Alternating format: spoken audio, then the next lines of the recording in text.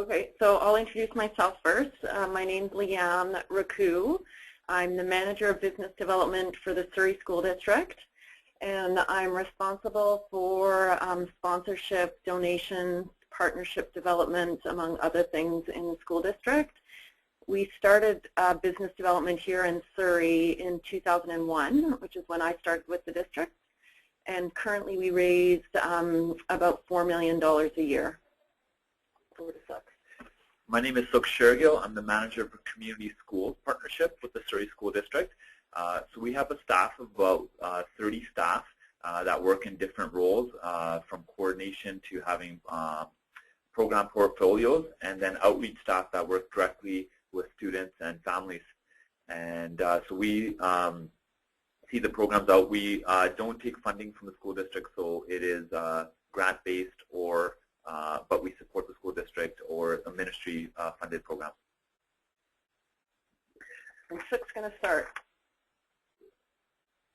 So I'll give an overview of Jumpstart once our slide, there we go.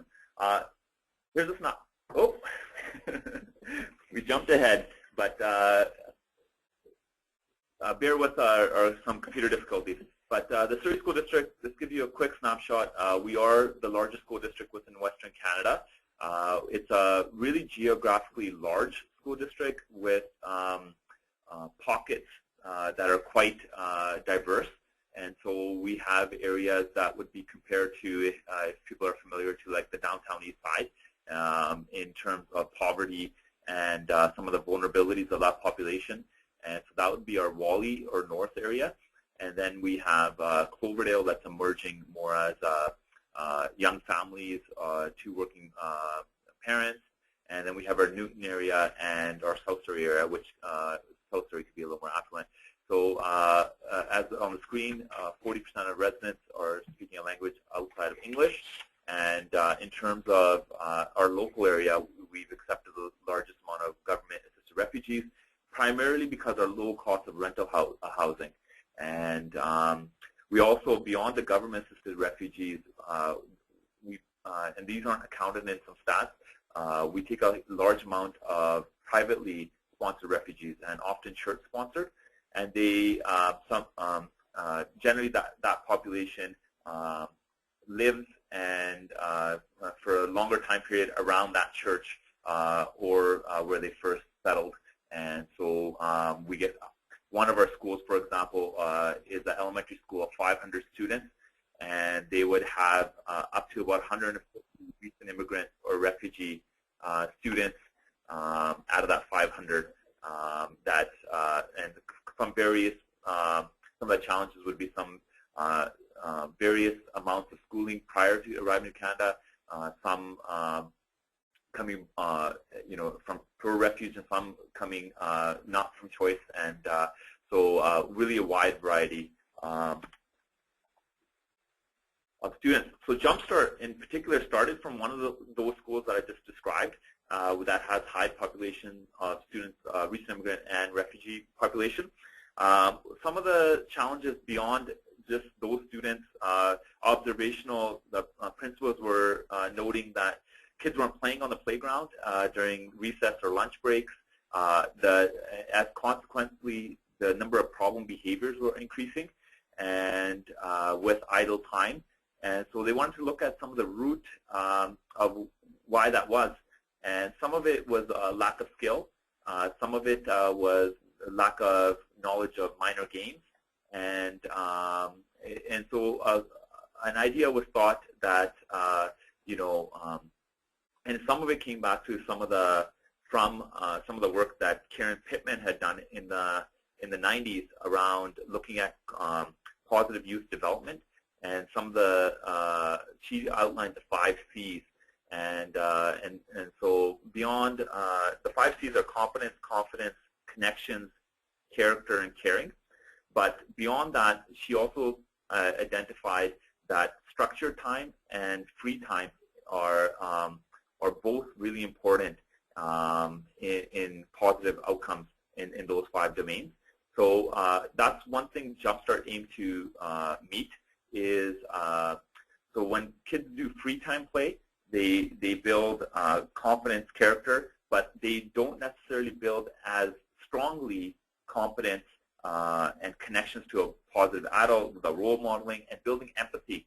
So we were noticing some of the students coming from the Arabic countries where soccer was their primary sport they wanted to play all the time, but some of the behavior and, there was a lot of taunting, there was, the fair play type of approach, there was a lot of demoralizing type of, celebrations and so that was some of the things that were looked at initially, and requires a structured atmosphere where skills are being developed.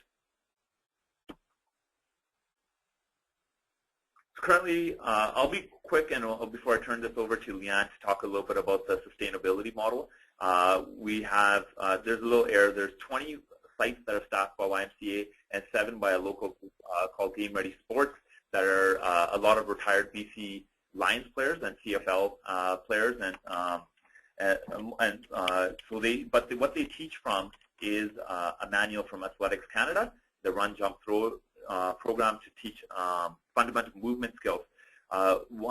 There's a couple of slides ahead that will, and I'm figuring people are probably pretty familiar with this, but there was a huge benefit in using that.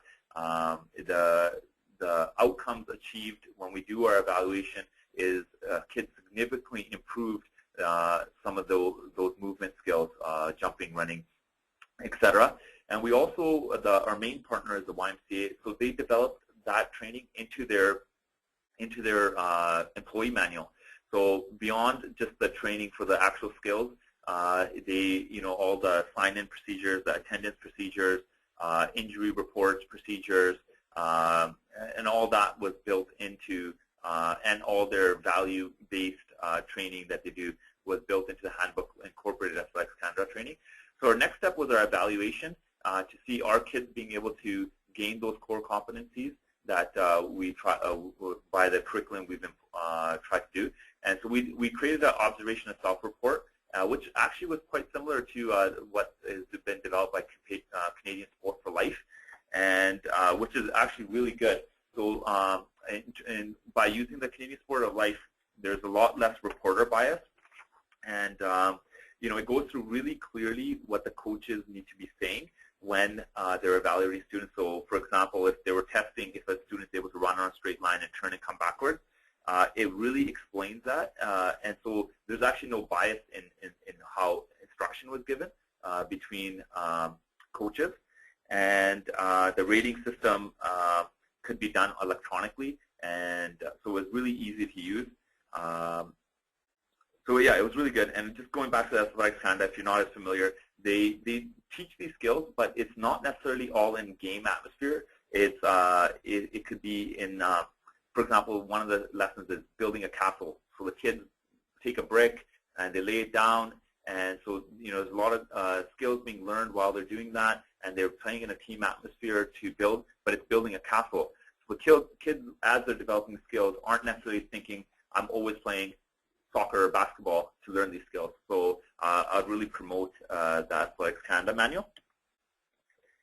A year-end play day was developed to engage parents too, to kind of see some of the things that were learned, come out and meet our partner organizations that had provided some of our provincial sports organizations, and also do registrations for families that one may not afford to, could not afford to join those organizations. So right on the spot, having forms available, and but we also want to do that throughout the year. So that's a big part of Jumpstart, is connecting kids to Kids Sport or Jumpstart funds, so they could continue to participate after building some confidence in local organizations. So this was part of some of the certification training that comes with Run, Jump, Throw, and that was about 8 hours, and the Y had about 7 hours themselves of employee training. What you'll see with some of the lesson plans is purchasing the bag was actually really important. So everything comes with it, and they're related directly to the lesson plans. So those are some of the skills that, and then we help students connect back. If you can do these things, this is what it looks like and what sports you'll be able to participate in. It was important to develop a logic model, and it helped us, every new site that we went into, just remember who our stakeholders are, and actually really importantly that the school is, for us, is a huge stakeholder. They know, you know, they see the kids every day, they know the families, and that really helps in engaging the kids and also referring further into community sport and referring indirectly into Jumpstart. And from there, just keeping track that we have short and long-term outcomes. So logic model and creating it and kind of and laying it out was important. And I'll turn that over to Leanne. Okay, so I mentioned business development started in 2001 and what our responsibilities were. There's a little bit about how big we are, and that the position in BC anyway is, position and department I should say, is fairly unique in BC. I just note that because it enables us to do things that some other school districts at least struggle to do because somebody's trying to do it off the side of their desk.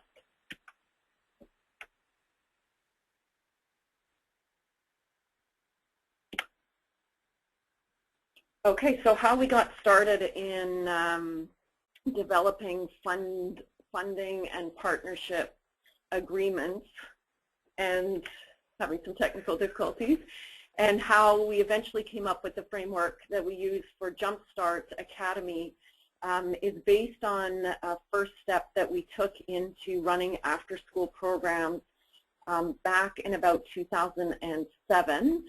We put together one program proposal to run a 5-day-a-week after-school program through RBC. They have an after-school program funding stream that a lot of you probably know about. They funded it, and then we brought in partners to instruct in a whole bunch of different areas. So we had one staff person, and then we would have an art instructor and various sport instructors and somebody who would come in and do tutoring. And what was interesting was that we really learned a lot through that process about how to approach groups and what they were looking for.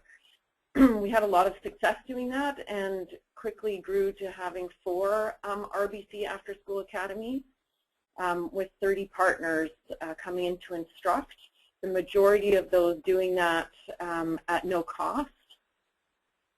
Then we started to look at how could we scale that. So we had 4, we have 124 schools in the district, so we started thinking about how could we operate a program feasibly across a big number of schools.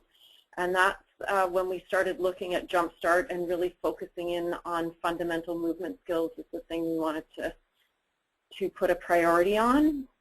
And so we looked at a model that was fewer days a week, and then we started to try and find some larger consistent funders for that program. I'll get into that a little bit more.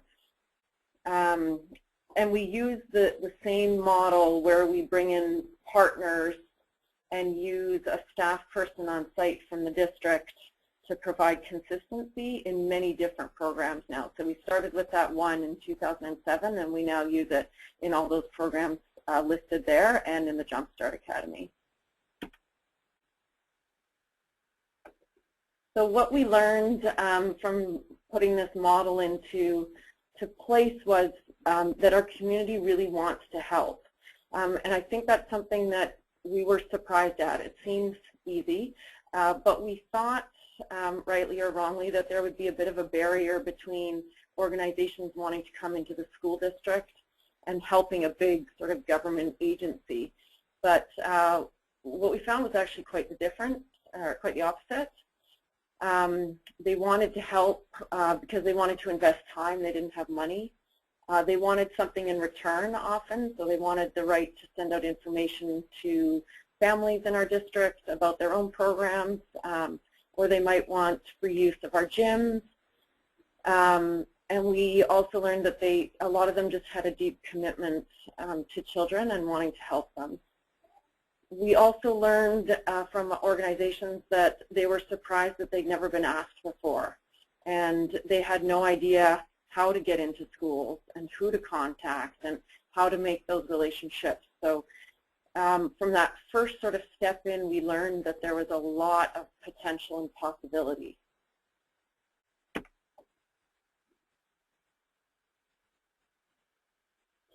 Okay, so we have two different support groups that we work with. One are our funders, and the other are what we call partners. Partners can mean a whole bunch of different things.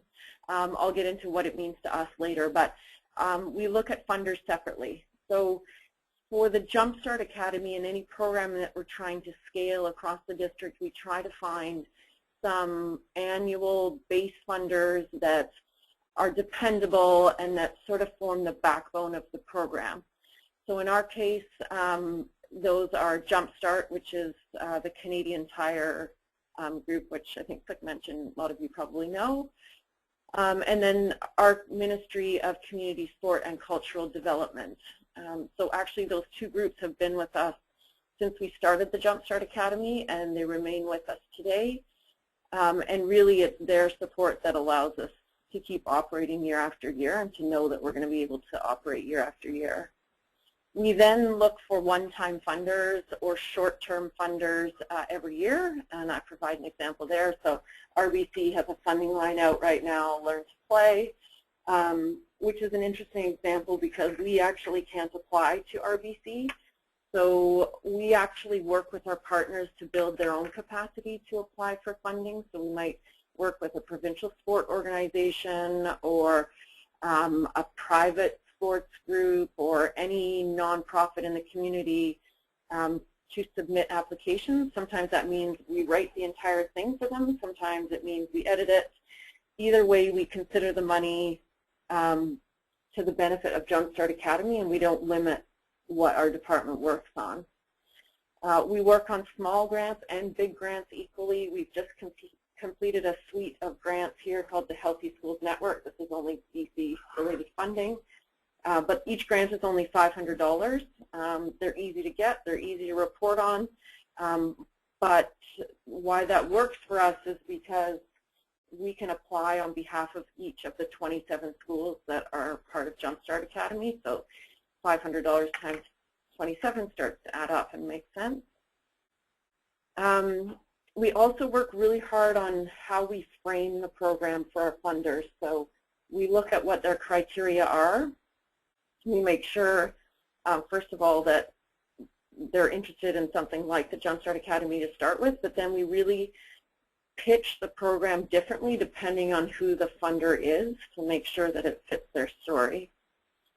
And maintaining funders is, of course, also very important. So Cook touched on evaluation. That's a big part of keeping those funders a part of our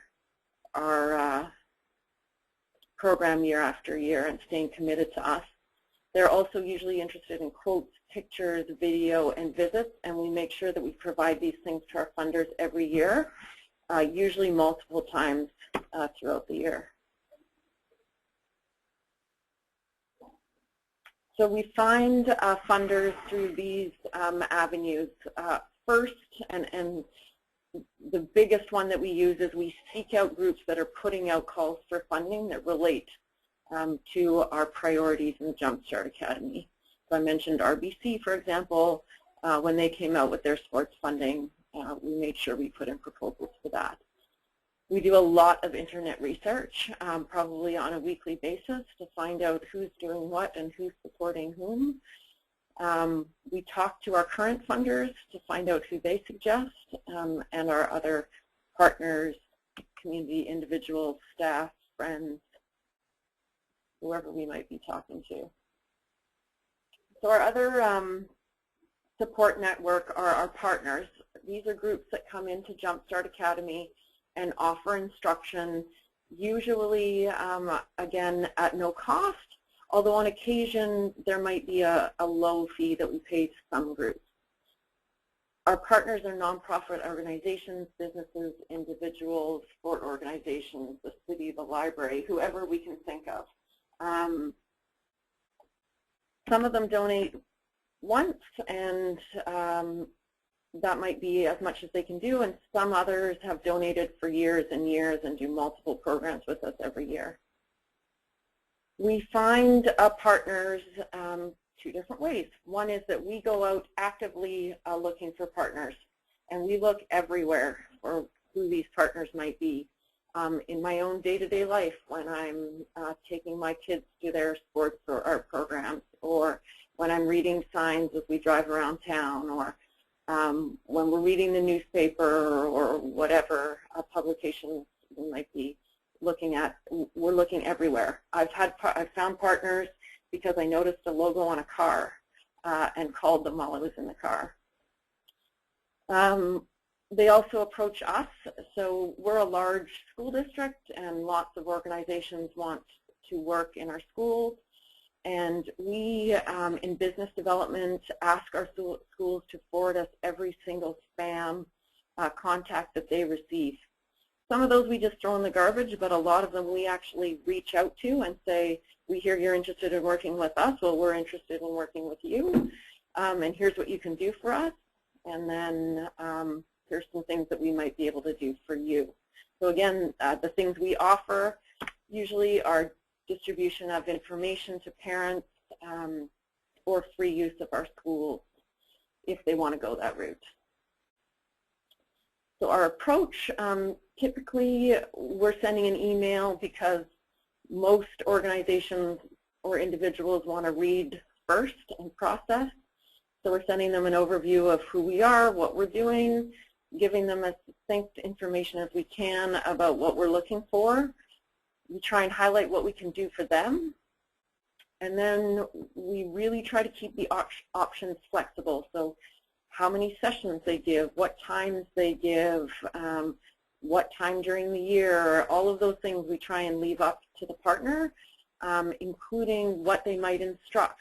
Of course, we will try to shape that as we get closer to, but we really try and draw on the experience and expertise and perspective of our partners. We have some requirements of our partners, and this is something we try to make clear with partners at our very first contact. So we have to have a contract and services with all of our partners, even if we're not paying them. That outlines the terms of our agreement, and it outlines things, a whole bunch of legalese. I'll leave it at that. They have to give us insurance, which is a tricky one sometimes because not everybody has insurance, but they must have it. So we've provided some avenues for them to get it and try and simplify that process. They have to have a workers' compensation coverage. They have to provide clean criminal record checks, and they have to assist us with reporting where we request that.